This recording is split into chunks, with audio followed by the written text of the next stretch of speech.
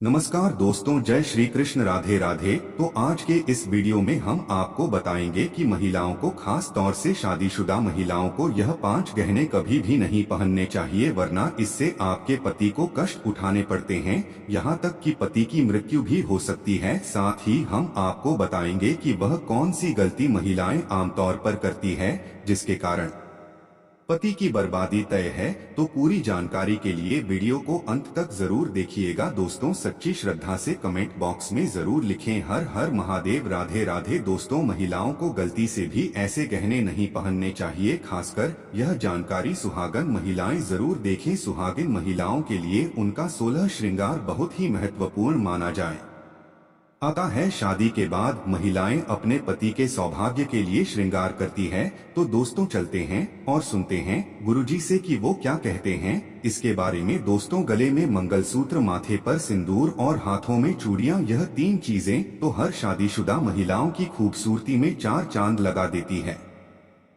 पति के नाम पर किया गया यह श्रृंगार बहुत ही दिलचस्प और आकर्षक भी होता है। वही ज्योतिष शास्त्र के अनुसार महिलाओं के श्रृंगार की कुछ चीजों का गलत चुनाव उनके पति के लिए दुर्भाग्य का कारण बनती हैं। दरअसल महिलाएं जितने भी गहने पहनती हैं, फिर वह चाहे कानों के कुंडल हो कि बिछिया, पायल या मंगलसूत्र हो, चोरियां हो, आपको ये गलतियां कभी भी नहीं करनी चाहिए। आज के इस वीडियो में हम सभी गहनों के बारे में बात करेंगे। चलिए सबसे पहले बात करते हैं कानों में पहने जाने वाले गहने, जैसे कि ईयर रिंग्स, कुंडल। दोस्तों, कानों में ऐसे कुंडल पहनने पर आपके ऊपर कष्ट आ सकते हैं, आपके पति पर कोई भारी विपदा आ सकती है। तो चलिए जानते हैं, लेकिन उससे पहले दोस्तों, आपसे रिक्वेस्ट है कि वीडियो को लाइक करें, अपने दोस्तों के साथ शेयर करें, और अगर आपने अभी तक चैनल को सब्सक्राइब नहीं किया है तो सब्सक्राइब करके बेल आइकॉन जरूर प्रेस करें। दोस्तों, सबसे पहले तो आपको बता दें, कान छेदन संस्कार के नियम। हमारे शास्त्र कहते हैं कि यह संस्कार 6 से लेकर 18 महीने तक के बच्चों के हो जाना चाहिए। अगर ऐसा नहीं हो पा रहा है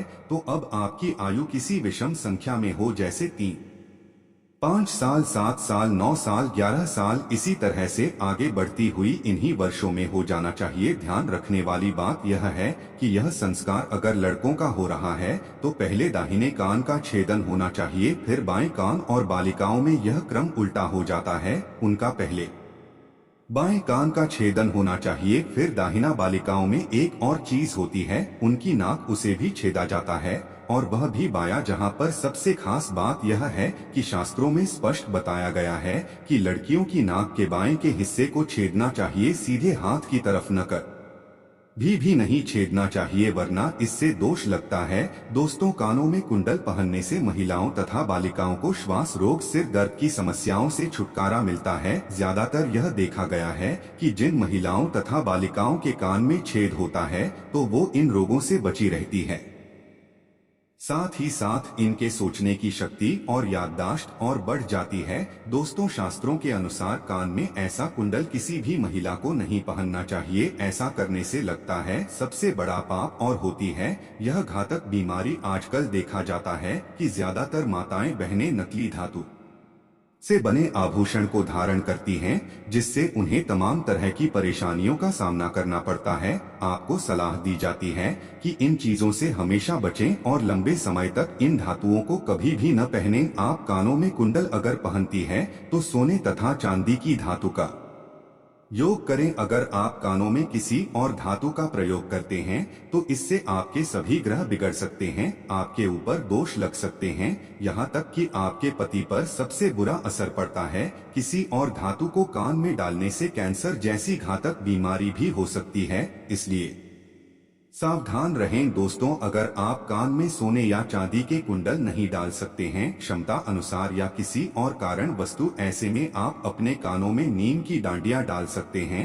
आपने अपने घर में बड़े बुजुर्गों को, नानी दादी को कहते भी सुना होगा कि कभी भी खाली काम नहीं रहनी चाहिए। कान में अगर कुछ न डालना चाहें तो नींद की डांडियां जरूर डालकर रखें। दोस्तों, शादीशुदा महिलाएं सावधान रहें, नहीं तो आपके घर में अनर्थ हो जाएगा। शास्त्रों के अनुसार व्यक्ति पर सबसे भारी दोष तब लगते हैं जब वो किसी पराये व्यक्ति की चीज का इस्तेमाल करें। इसी ये सुहागन महिलाएं कभी भी किसी और के कुंडल अपने कानों में ना डालें, अन्यथा आपका विवाहित जीवन खराब हो सकता है, उसका दोष आपके ऊपर आ सकता है। ऐसे में आपको मंगलसूत्र भी किसी और का इस्तेमाल नहीं करना चाहिए, नहीं तो बुरे परिणाम आपको झेलने पड़ सकते हैं। इसीलिए आपका वैवाहिक जीवन कभी खराब न हो, आप यह सावधानी जरूर बरतें। दोस्तों, विवाहित महिलाएं पैरों में 20 की 3 उंगलियों में बिछिया पहनती हैं। यह गहना सिर्फ 16 श्रृंगार की वस्तु नहीं है। बिछिया शास्त्रीय दृष्टिकोण से जितना जरूरी है, दोस्तों, वैज्ञानिक दृष्टिकोण से भी उतना ना ही अच्छा है, क्योंकि यह साइंटिफिकली प्रो है कि दोनों पैरों में बिछिया पहनने से महिलाओं का हार्मोनल सिस्टम सही रूप से कार्य करता है। बिछिया पहनने से थायराइड की संभावना कम हो जाती है और गर्भाशय में समुचित रक्त संचार प्रवाहित करती है। दोस्तों, आजकल के बदलते फैशन के चक्कर में लोग इन सब चीजों को पहनने से शर्मा आते हैं, तो आपको तो प्राउड से पहननी चाहिए। कोई अगर आपको तो उसे गर्व से बताइए कि कितने इसके फायदे हैं साइंटिफिकली। और साथ ही दोस्तों, शास्त्रों की अगर बात करें तो बिछिया पहनना बहुत ही ज्यादा जरूरी है, वरना इसका असर आपके पति की आयु पर पड़ता है। इसलिए यह गलती आप न करें। चलिए अब आपको बता दें कि कैसी बिछिया आपके लिए अच्छी है और कैसी बिछिया आपको नहीं पहननी चाहिए। दोस्तों, सोने के आभूषण को कभी भी कमर के नीचे नहीं पहनना चाहिए। यहाँ हमने आपको पहले भी बहुत बार बताया हुआ है।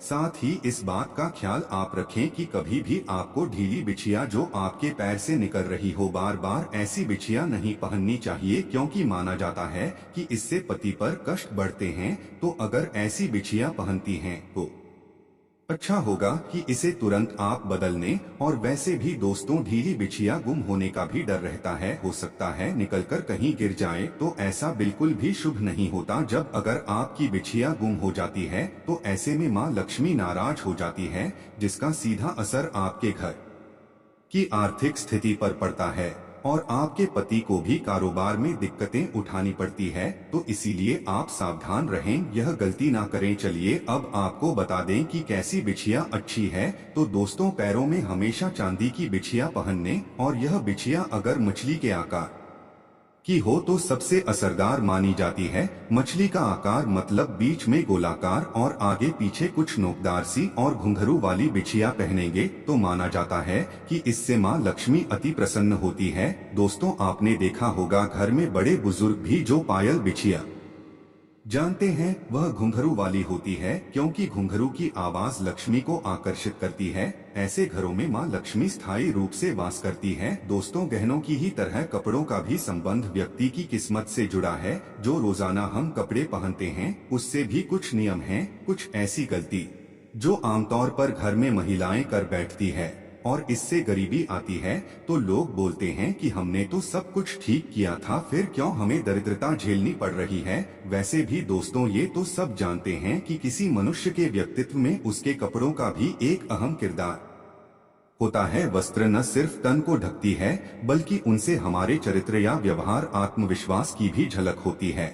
और आपको बता दें कि शास्त्रों के अनुसार आप किस तरह के कपड़े पहनते हैं यह बहुत ही ज्यादा महत्व रखता है। कहा भी जाता है कि इंसान की पहचान उसके कपड़ों से होती है। वर्तमान दौर में नए फैशन के चलते बहुत से लोग कटे फटे कपड़े, जीन्स टॉप पहनते हैं, या फिर कभी कभी हम लापरवाही में कपड़े की सिलाई खुल जाने के बाद भी उसे ठीक नहीं करते। यही सबसे बड़ी गलती आमतौर पर महिलाओं द्वारा घर में की जाती है। ज्योतिष शास्त्र के मुताबिक ऐसे कपड़ों को पहनना अशुभ माना जाता है।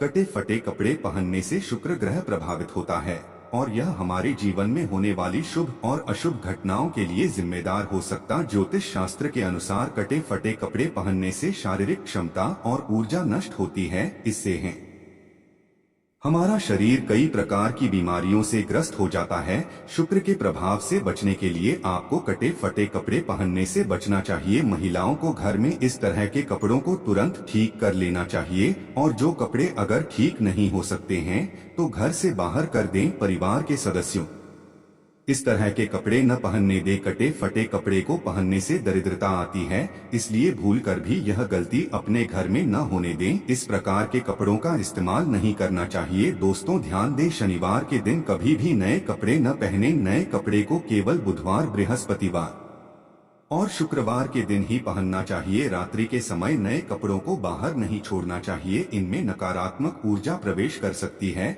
जो कि कपड़े पहनते समय हमारे ऊपर प्रभाव डालती हैं। तो दोस्तों, आपको ये वीडियो कैसा लगा हमें कमेंट में जरूर बताएं। इस वीडियो को लाइक करें, अपने दोस्तों के साथ शेयर करें और हमें सब्सक्राइब करना ना भूलें। और हाँ, इस वीडियो से कोई भी सवाल है तो आप कमेंट बॉक्स में जरूर लिखें, और आपके पास कोई भी सवाल नहीं तो यह लिखें, क्योंकि यह लिखने से वीडियो बनाने का मोटिवेशन मिलता है। धन्यवाद।